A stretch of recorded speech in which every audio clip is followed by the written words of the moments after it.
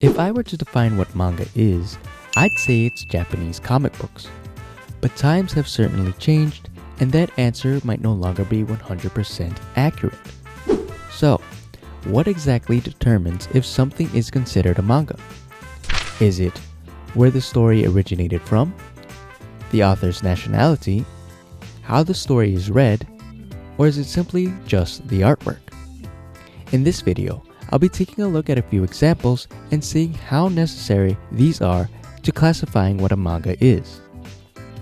So as I'm going through the titles, make a mental list separating the manga and Western comics. Let's start off with some obvious ones to ease us in. Case Closed, or for your purists, Detective Conan. This series was first published by Shogakukan, a Japanese publisher. The author, Gosho Aoyama, is also Japanese. The format, or how you read it, is from right to left. And finally, the artwork reminds me of manga. Now on the other side of the spectrum, we have The Punisher. This series was published by Marvel Comics, a pretty well-known American publishing company. The author, at least for this issue, Chuck Dixon, is also an American. The format is read from left to right, and the artwork reminds me of Western comics. So there's no debating that Case Closed is a manga and The Punisher is a Western comic. Now let's take a look at Mobile Police Patlabor. This series was originally published by Shogakukan. The author, Masami Yuki, is Japanese. The format, at least for this English copy, is read from left to right, and the art reminds me of manga.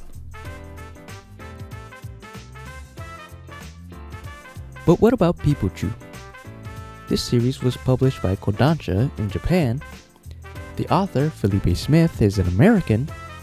The format is right to left, and the art reminds me of manga. Taking it a step further, we have Status Royale. This series was published by Viz Media, an American publisher. The author, Ru Zhu, is an American.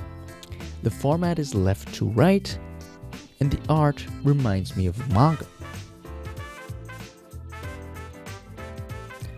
Now we have Scott Pilgrim.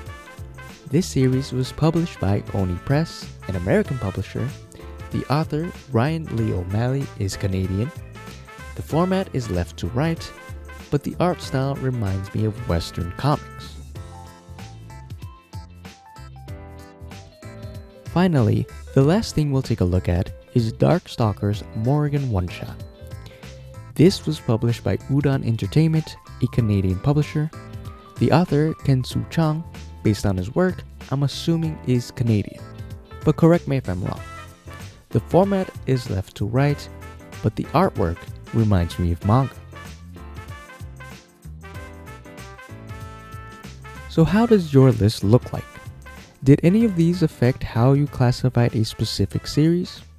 As always, thanks for watching, and I'll see you in the next one.